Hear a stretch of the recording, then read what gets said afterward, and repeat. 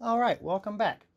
I thought for today's episode we would expand on what we learned last time and do a little bit of editing and modifying within Silhouette Studio. So let's jump right in. I'm going to start with a image here. We'll use this one as just an example. As you can see, this is just a regular JPEG image like you would get from Google or basically anywhere else. So we'll start with our trace feature like we learned last time. We can select our little toast butterfly icon there, whatever it is. Select our trace area. You could do the trace and detach we learned last time, but this time we're going to trace it and color it ourselves. So we're going to trace here. And just like before, I'm going to zoom in a bit so I can see some of the details.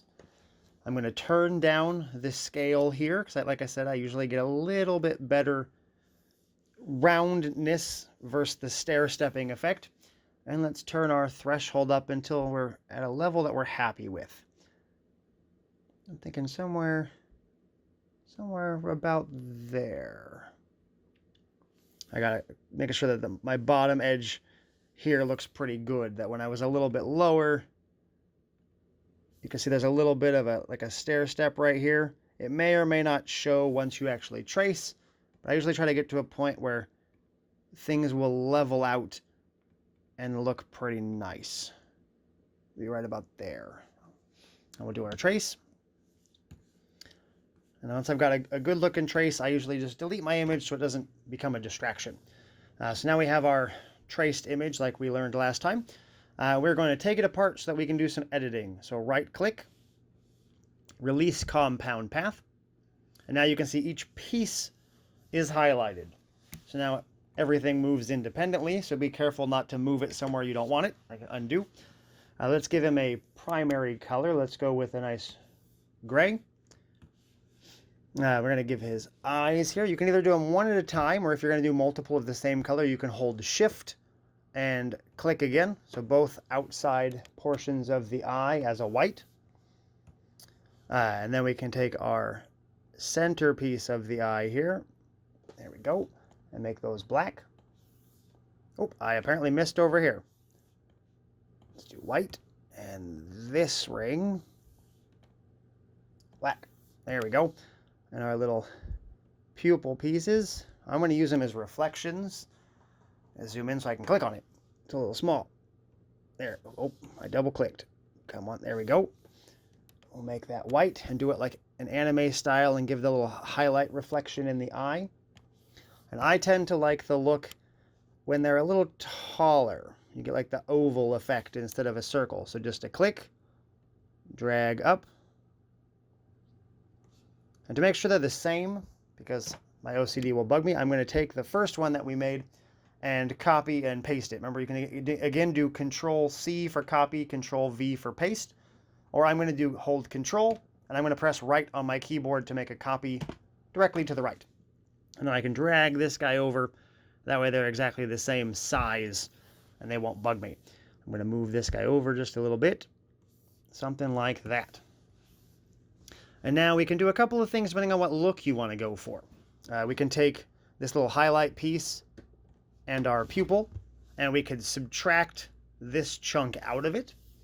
If you want to do that, again, we'll go to this icon here, the little rectangle with the circle overlapping. And we can choose subtract. And you'll see now it's gone to one piece. I'm not a huge fan of this look, so I'm going to undo. And instead I'm going to do an offset and accent our little oval. So I'm going to choose our oval. I'm going to choose both so they match. Choose our offset. Again, that's the star with the little offset around it right here. I'm going to do an external offset. You can see right now it's quite large for what I'm looking for. So let's bring this down. I'm at 0.05. Let's try 0.01. It's a little too... Oh, it said 0.00. 0.01. Yeah, that looks all right. So I'm going to apply that. Now, when you apply, whatever you've just applied is still selected. So if you want to change colors, now's a good time to do so. So I'm going to choose my black. And now that little highlight has a little bit of accent. I'm going to take his nose, don't remember what color his nose is in real life. I'm going to do it like a cat or a dog and make it black. And they can't be pink on a cat, I guess, but we're going with black.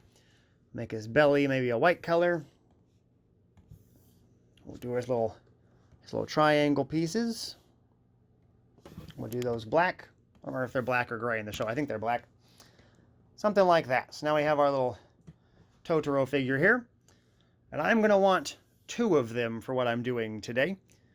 So we can select our whole image. And again, I'm going to do Control and right to clone one to the right. Doesn't really matter which direction, but I'm going to the right. And then I'm going to have a name down the middle and have the 2 little Totoro characters looking at the name. So I'm going to take our new one and move it over a bit. Again, you can drag and have control that way. You can use your keyboard for fine movements, or if you want to move 10 of the 5 movements at a time, hold Shift, and when you press over, it'll move 10 of those fine movements. But I'm not concerned about their position to one another yet, so I'll just move them manually. But I don't think I mentioned the Shift and move last time, so I want to make sure we mention that. So I'm going to put that name down the middle. So what I'm going to do is move our eyes. So I'm going to select both of the black portions. Let's see what Shift and right does. That's not too bad. I'm going to go back, back 1, and maybe up just a hair. Something like that. And then we'll select our highlights and put them in a more reasonable place for the new location. I'm going to try actually on the left side. Oh, did I miss? I gotta zoom in a little bit. I did miss it. So let's undo. I left the little black oval behind. I had to make sure to select both. I missed. Undo, undo. There it goes. And zoom myself back in. I don't like that undo changes your zoom, but it is what it is. So we'll select that and that. I'm going to shift, and let's go one more. I like it about right there. Let's go both of these. Oh, did I lose this? This one and this one. Come on. There we go. I think I got it. Yes. I'm going this way. And somewhere about there. That way the highlight isn't overlapping his actual face, because that would be a little strange. I mean, anime, you see through hair. I see their eyes through hair and stuff. So if you want it on this side, that's fine. I'm going on the left side, so we've got more room. And then same thing over here. Select our pieces, which is harder to do. I don't know why I don't keep zooming back out. Zoom back in so I can see what I'm doing. We'll shift. I didn't select because I zoomed in. Let's get those and shift.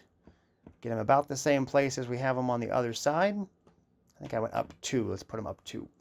Same thing on this one. You can do them both at the same time if you want, but I tend to, as you've seen, get the occasional misclick. I'd rather mess up one eye and fix it than mess them both up. Let's see. Oh, and see like that? I misclicked.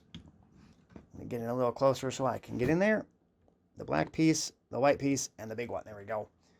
Shift click. That's a little too far. There we go. 1, 2. All right. So now we've got them a little bit customized from our original JPEG image.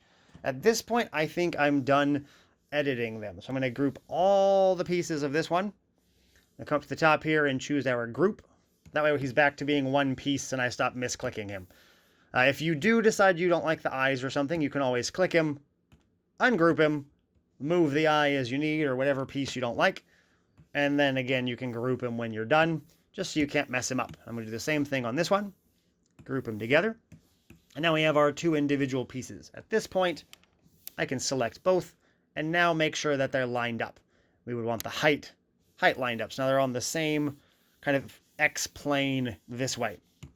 If you're doing maybe a greeting card or something, and then we could put, happy birthday down the middle or something, just to keep it short and easier for the video. I'm going to go with just a short name, and we'll go with Sarah. Sarah's a good short name.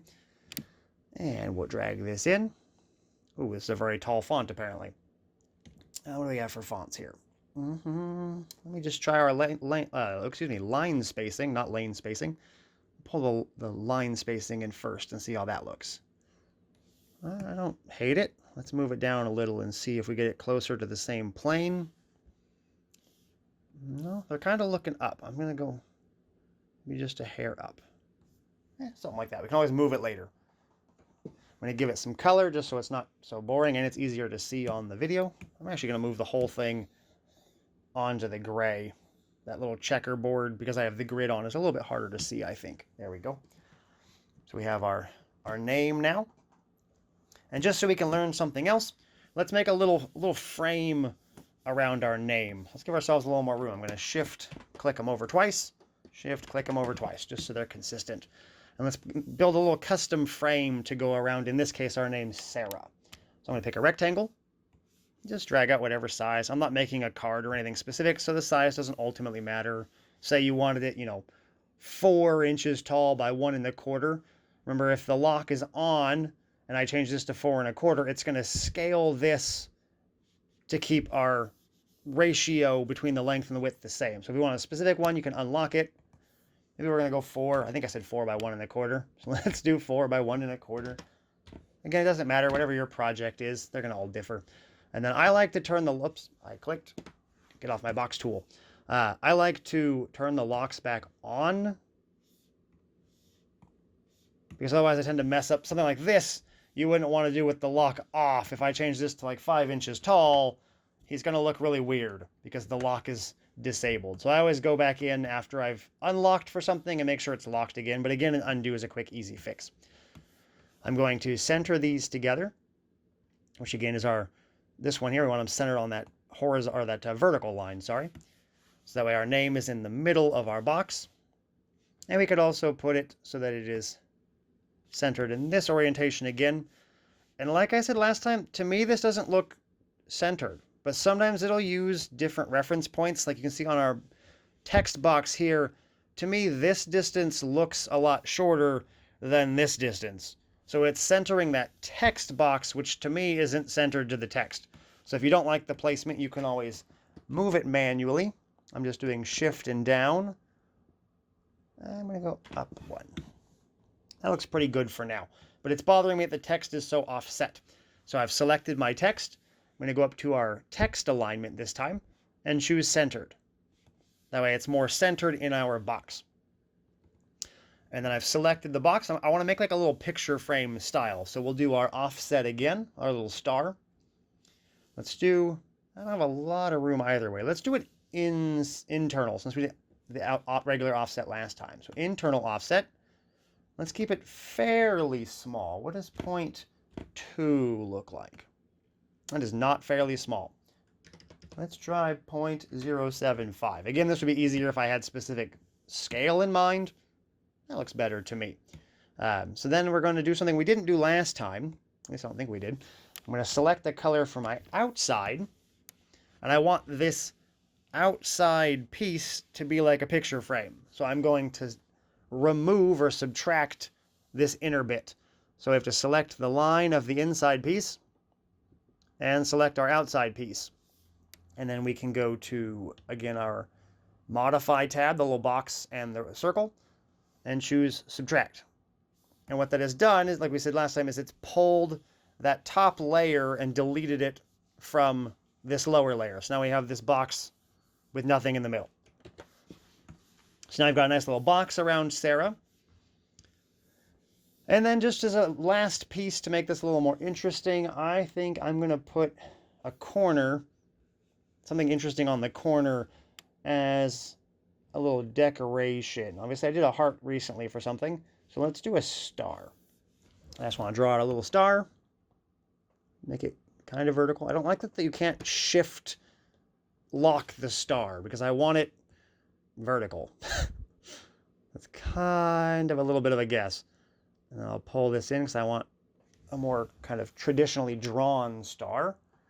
Let me get in closer here so I can try to get it nice and vertical. And what I found kind of helps is if you bring it down to something that you know is vertical, like this frame that we made, then I can take my rotation tool, which actually it might let me, no, it locks it to that initial position. So try to get it lined up a little bit more with this. So I'm going to bring this down so we have a nicer, closer to straight edge. So I right-clicked there, this little pen. just to get it kind of close. There might be another trick to this. I haven't found one yet. So I just get it something like that, and then if I don't want the points at that angle, I can always bring them back out and be fairly confident that my star is now in this like vertically straight orientation. So I want to zoom back out so I can see where I'm going. Oh, I didn't talk about that last time. Sorry. Movement. I do it naturally. I don't think about it. There's a couple ways you can move around the screen, and then we'll finish up this project. If you hold Alt on the keyboard and your mouse wheel, you will scroll in and out. Versus if you don't hold Alt, using your mouse wheel scrolls up and down more like we're used to. So Alt will zoom you in and out versus move up and down. If you hold spacebar, you'll see this little hand appears. And then you can click and drag, and it will move you freely around the screen. So I'm doing an Alt and scroll when I want to zoom in, and then Shift and move to reposition the screen. So I'm doing that kind of instinctively, and I'm sorry I didn't mention it before. So anyway, back to our star. I want to get it kind of on the corner here. I think that's a little big for what I want. So let's bring it down. This will kind of make sense in a second. Right now, you're probably confused as to what I'm doing. I want to get it somewhere that looks kind of interesting. Maybe this little point right on our frame there. Let me fine tune it so I get it something like that. And then maybe I'll get this little center point about centered in our frame. We're pretty close. Yeah, I think I like it right there. So I want to cut our frame to make the star pop out a little more. So I'm going to do, the lower you bring it, it's going to cut the corners off the star, and as you bring it up, you'll get the full point. So depending on what look you're going for. And I actually like that size right there. I'm going to leave that alone. So I'm going to take this outside star and cut it from the frame. Let's give it some color so we can see. So I'm going to take this star, and it's on top of the frame, so it's going to cut the frame. And select that. Again, you can box select both, so you get the star and the frame, or you can shift click the two objects. And then I want to subtract. So our little box and circle here, and subtract. And you can see where our offset was has now been cut from the frame. And then we can take this, maybe make it black, so it matches our frame. And get something like that. And you could do the same thing maybe in the opposite corner if you wanted. Just make a clone of this. Bring it down here. And we'll do it one more time to kind of wrap up the little project we're making here. I'm actually going to make this transparent so I can see a little better where we're lining up. Zoom myself back in, Alt and the mouse wheel. And I had that point kind of on the edge of the frame. The one thing I don't like is when you do Alt and the mouse wheel, you can't then fine-tune with the keyboard because it's still in that Alt selection. So you have to click off and click back on again. But otherwise, it works well.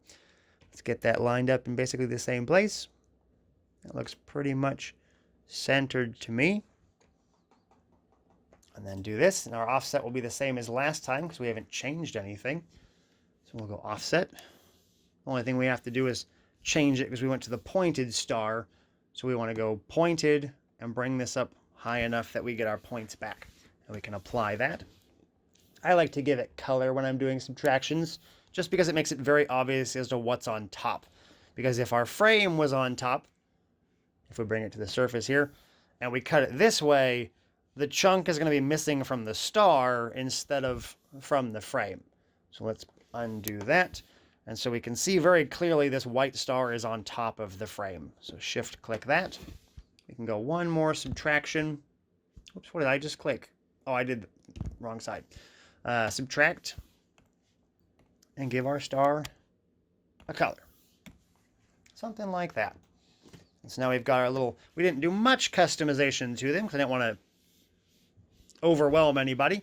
But we just moved his eyes around, made him look at the name, gave ourselves a little custom frame, which looks a lot more custom than it was. It was just a rectangle and an offset rectangle, and we've now given it these little cutouts and made it a lot more interesting to look at. So anyway, I think that's it for this one. I didn't have a lot of free time today, but I did want to come on and possibly do something that could help people out. So I hope you enjoyed the video, maybe learned something new, and I look forward to seeing you in the next one.